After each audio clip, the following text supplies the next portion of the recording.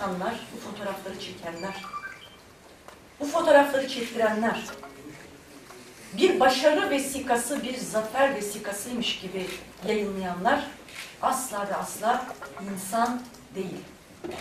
İnsanlığını yitirmiş bir siyasetin ürünüdür bu vahşet fotoğrafları. Bu ahlaksızlık, bu soysuzluk fotoğrafları.